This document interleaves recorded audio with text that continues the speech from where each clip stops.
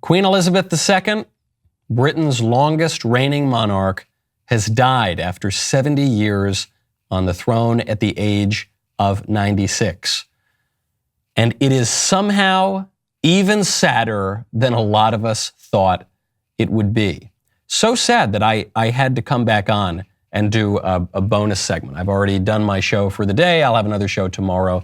But this is world historic news, and news that people not just in the United Kingdom, but people all around the world can't take their eyes off of. The fact that this very nice, very aged German lady, actually, of German extraction, although she was the Queen of England, that she died at a ripe old age is leaving people so sad. And it's not, I think, just because she was a very nice lady who did a very nice job for a very, very long time. I don't even think it's just because she lived such an extraordinary life. The first prime minister over whom she reigned was Winston Churchill. The first American president whom she met as Queen of England was Harry Truman.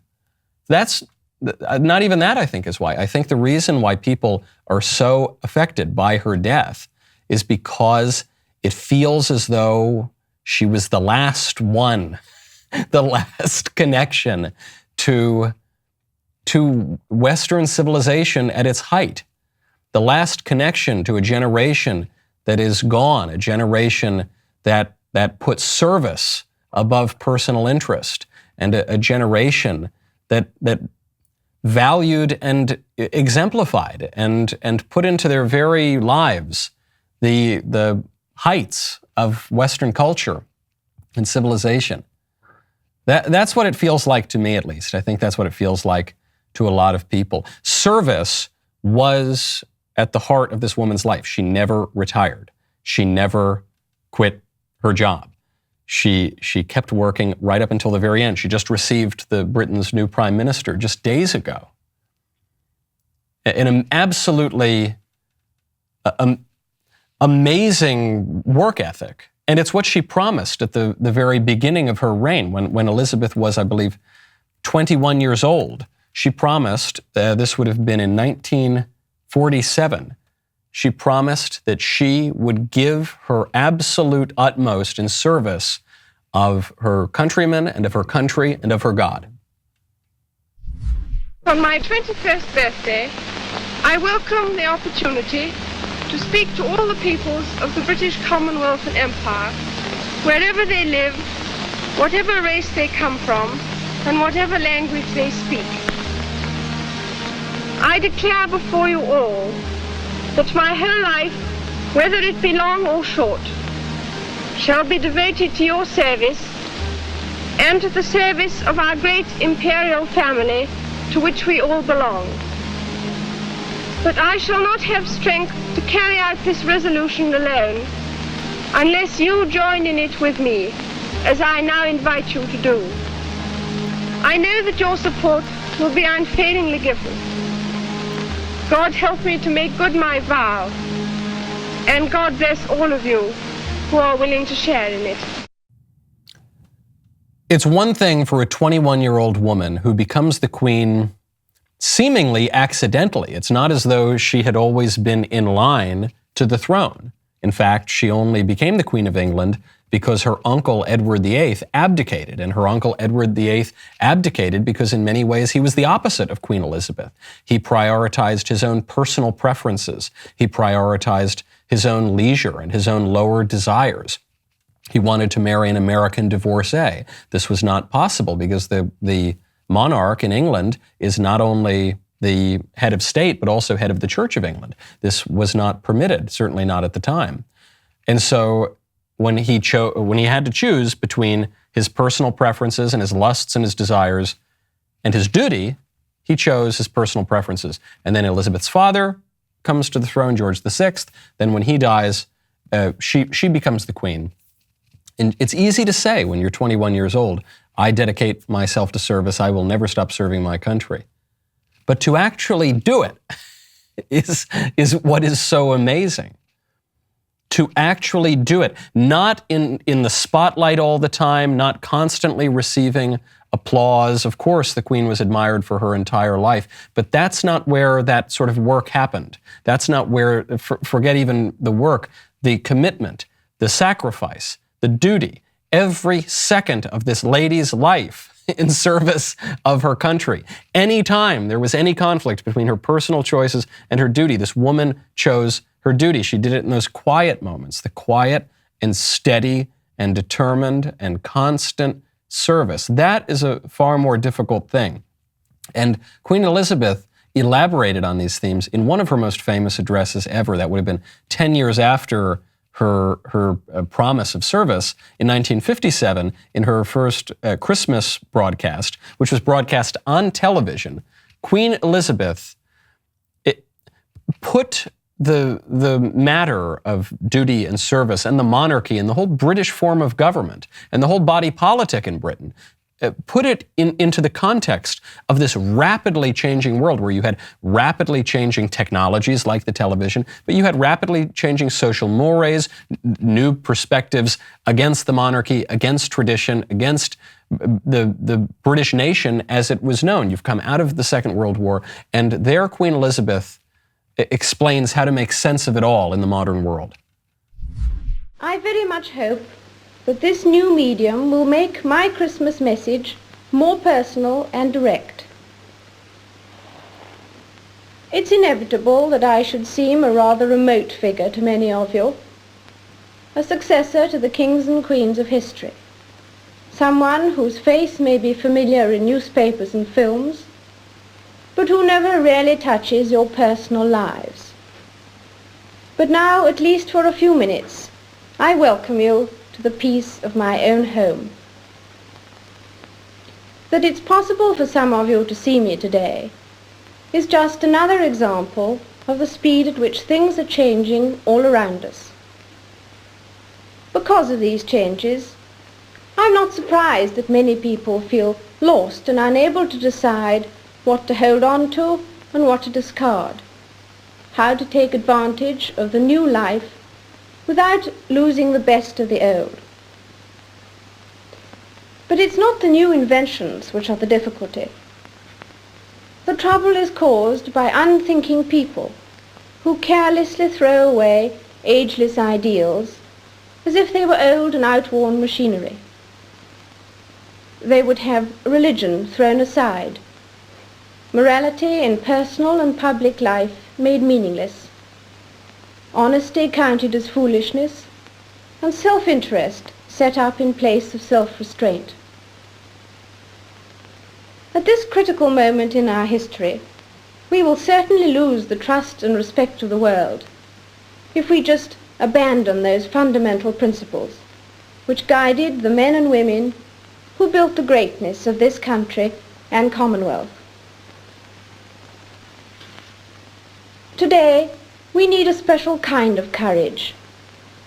Not the kind needed in battle, but a kind which makes us stand up for everything that we know is right, everything that is true and honest. We need the kind of courage that can withstand the subtle corruption of the cynics. We need the kind of courage that can withstand the subtle corruption of the cynics. And I think this is another reason why people are so affected by this woman's death all over the world, is because our culture is just mired in cynicism. Our culture is just mired in this distrust of anything high or noble, any claims of truth, any kind of dignity at all. We just live in such an undignified, shameless culture now.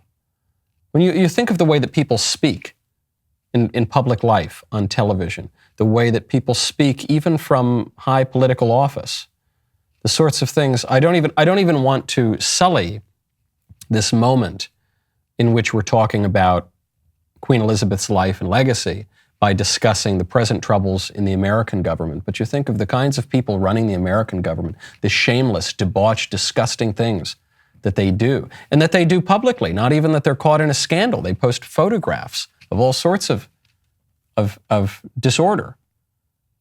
You think, what in that culture, you had a handful of people, and probably most notable among all of them, Queen Elizabeth, who stood there as a reference point to say, no, it doesn't have to be this way.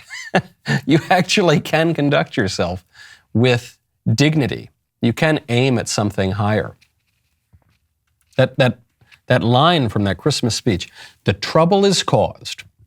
It's not caused by the technology. It's not that we're saying that we conservatives or we traditionalists or I don't know, these days you might say we normal people who just think things have gone a little bit wrong and we'd like to recover some of what we've lost. It's not that we want to just freeze time in the past. That's not it. It's not even that we hate technology, that we're Luddites or something. You can use technology to some good. It can be used for evil, but it can be used often to some good. Queen Elizabeth gave us that speech on television. That's the reason we can watch it right now. That's not where the trouble lies.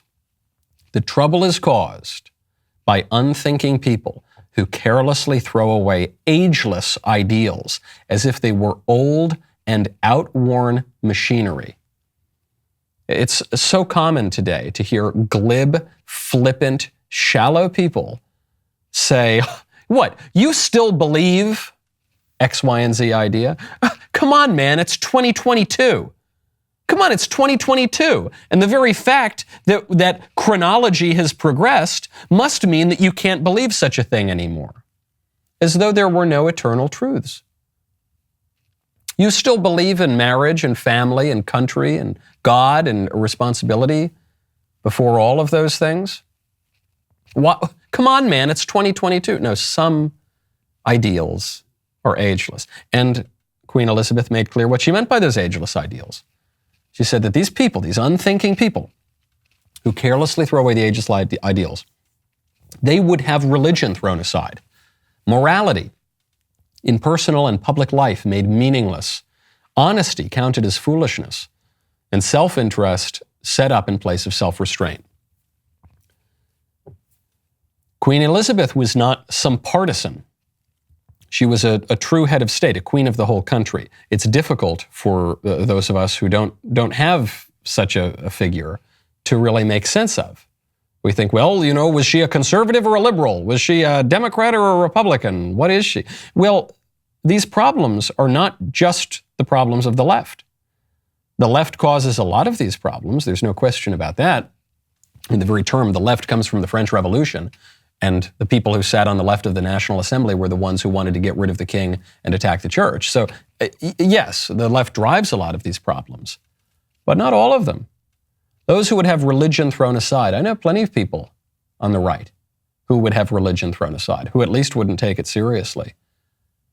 Those who would have morality in personal and public life made meaningless. How many people who call themselves conservative, who call themselves in the right wing, do you know, who say, well, we can't legislate morality. Well, what you think is good, maybe someone else thinks is bad. We can't get the government involved. No, we can't say anything about morality. It's not just the left doing it, it's the right sometimes too. Honesty counted as foolishness and self-interest set up in place of self-restraint. I know plenty of people, especially in the kind of business first right wing, the people who only care about GDP, don't care about anything else. The ones who want to get rid of the social issues, ignore the social and cultural issues. They're the sort of ones who say, well, I'm just in it to get my own profit. Self-interest, greed is good. That kind of nonsense. That's a right-wing problem too, not just a left-wing problem. It's why people are so affected by this woman's death.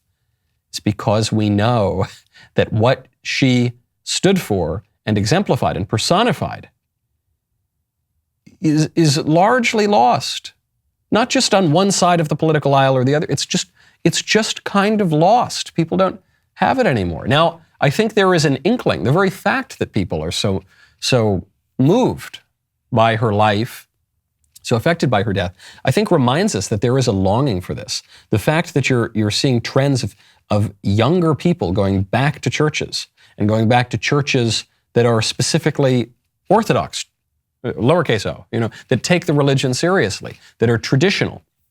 I think that tells you that we look back and we say, maybe all this change wasn't so good necessarily. At least not all of it was good. I think this is probably going to be Elizabeth's lasting legacy. To make people think in our shallow age, to make people think twice. This shallow age we live in where we're convinced that all monarchy is terrible. All monarchy is terrible. All democracy is good. And then you look around some of our democracies. The very people who are so quick to invoke our democracy, they seem like some of the worst rulers of them all. And very often what is called a democracy is very often just an oligarchy in disguise. We look at someone like Elizabeth and we say, maybe that, I was told monarchy was so bad, but that lady seems to be ruling a lot better than some of the people in our so-called democracy. Maybe it turns out that when you get rid of one set of elites, you don't get rid of elites, period. You get a different set, and sometimes a much worse set of elites. Maybe people have to think twice, beyond a monarchy. Just a tradition.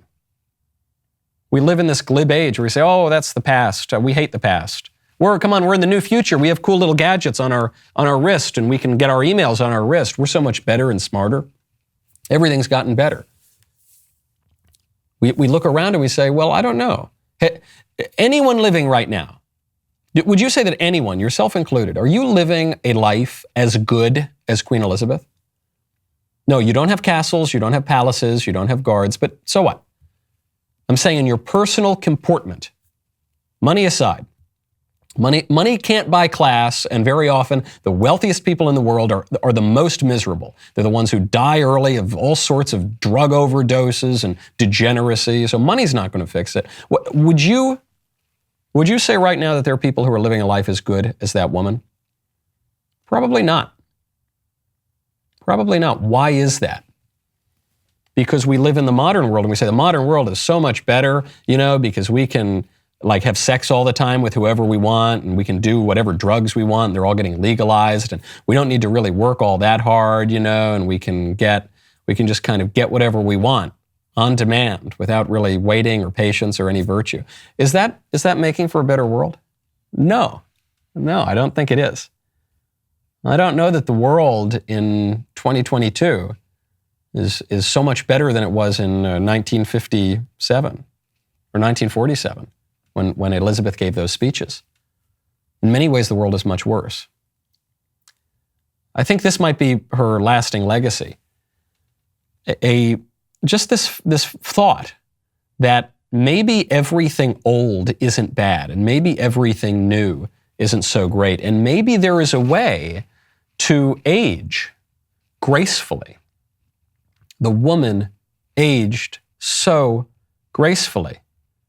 And she didn't get the constant nip tuck, and she didn't try to turn herself into a Kardashian. She physically aged very gracefully, and she aged gracefully in her entire person. And she embodied her role as queen, her role as mother, her role as grandmother, her role as great-grandmother, her role as head of state, her role as head of the Church of England. She did all of these things with grace, and she accommodated herself to the world as it is. She didn't just live in the past. You didn't have to dust her off, okay? She wore modern clothing with dignity, with class. After the September 11th attacks in the United States, she bucked a 600-year-old tradition. She had the guard outside the palace play the Star-Spangled Banner. It's quite revolutionary. Well, not really, no. There's something deeper there.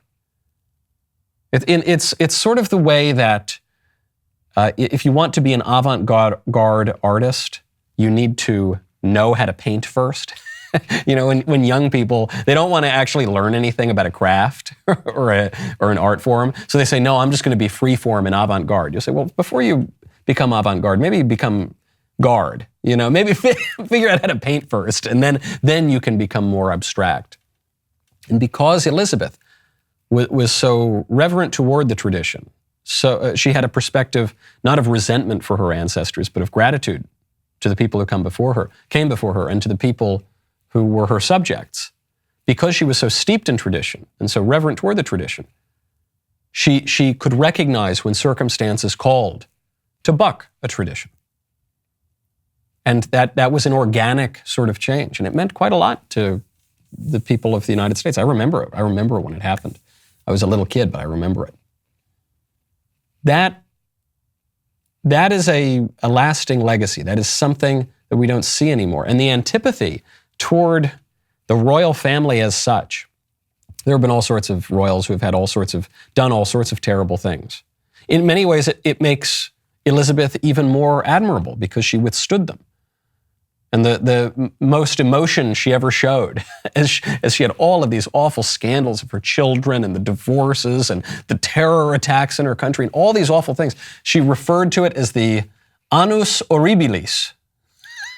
She, even when she's expressing emotion, she does it in Latin. Okay, this woman just had courage, and this woman had dignity and had a stiff upper lip. Now, today, you think of young people who, a random person they meet on the street won't refer to them by their imaginary pronoun and they break down in tears. Meanwhile, you've got this woman who has lived through and led her country through major tragedies, keeps a stiff upper lip, and remains grateful. And the kind of reflexive antipathy, I think, that a lot of people have, especially some Americans have, for the royal family, I think that's a mistake too, because it comes from an undue elevation of the meritocracy. We say, well, the only people who should have privileges are the people who earn those privileges. And there's something to that. Obviously, you want people to accomplish things. You want people to earn things. You don't want an unfair, unjust system. But meritocracy is a really slippery, tricky thing, and it gives way very easily to pride.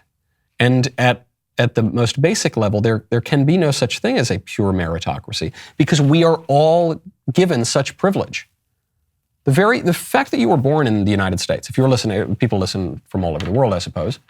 The very fact that you were born in the West, let's say, wherever you were born, the very fact that you were born at all is a privilege. You could have been killed in the womb, as many people are.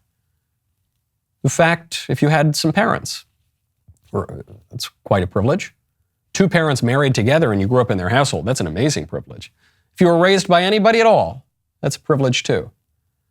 The people that you chance to meet along the way, the helpful priest, I don't know, the nice guy at the deli counter that you meet, who gives you some advice, who gives you some encouragement, someone in your life who gave you a break, gave you a lucky break maybe in your career. And yes, you earn things, you work hard, true, but we shouldn't allow the fact that we have earned certain things and accomplished certain things to give us a swell head and to make us lose sight of so much that we have been given.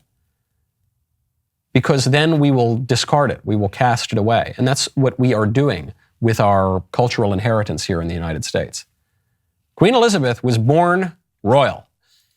And then, because of happenstance, because of the twists of fortune or providence maybe, she came into the line of the royal throne, and then she ruled her country. She was given immense privileges. Of course, palaces, castles. And she fulfilled the duty that came with those privileges.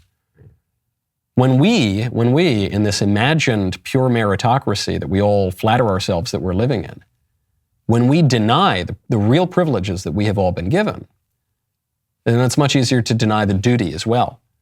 And we do deny that duty. We frequently do. And we talk only from the perspective of rights. The left in America talks only from the perspective of rights, that you have a right to, you have a right to be called whatever fake pronoun you make up. You have a right to someone else's money. You have a right to this, you have a right to that. But the conservatives do this too. The conservatives view politics very often through the lens of rights. I have my right to my gun. I have my right to my this. I have my right to my that. Yeah, sure, we do have some rights. Whatever happened to duty? Whatever happened to sacrifice? Whatever happened to the natural bonds of loyalty that we have the very moment we're born into this world, born into a family and into a community and into a country and into and all underneath the providence and the kingship of our Creator. The duty that we have to our God. What happened to that? You don't hear people talk about that anymore. One of the last people you heard talk about that was the lady who died today. And I think it's one of the reasons that that people feel that they will miss her so much and that people are so affected by her death. The woman finished the race. She did what she was called on by her country and by history to do. And she set a very good example, and she endured that whole time. She was, I think, far and away the noblest and most admirable public figure in my lifetime. I think we all fear that there will not be another like her, that she is the last of her breed, or at the very least that there won't be another like her for a very long time. We can pray that there will be. We can pray for the repose of her soul. Requiescat in pace. We can observe, this was reported by the British journalists. There's some photos of it, I think on Getty Images. As she lay dying at Balmoral in Scotland, a double rainbow appeared over Buckingham Palace. And then at the very moment after she died, when they lowered the flags to half-mast, another rainbow appeared over Windsor Castle. It reminds me of a line from my priest, Father George Rutler, who, quoting scripture, says, "It's an evil generation that looks for signs and wonders, but it's a stupid generation that ignores signs and wonders." And when you see these little signs, they're little hints of providence, I think. A little bit sort of God peeking out behind the curtain to remind people that there are things that are higher. We're not just meat. We're not just flesh. We're not just our lusts and our appetites and our interests. We're not just atomized individuals clubbing each other to get a little bit more of an advantage. But there is a transcendent moral order to the world. There is such a thing as justice. There is such a thing as goodness and rightness and truth. And we ought to live our lives in accordance with those things. And it might not always be the most celebrated, and we might go through all sorts of travails and troubles. In fact, we will. We will do that. But it will be worth it, and we can recognize it. Even the ones of us who want to deny that those things exist. You look at a life well lived like that in service to others, and you recognize that dignity, and you admire it. And would that we could all live so admirable a life. Rest in peace to the Queen, long live the King, and we'll see you tomorrow on the show.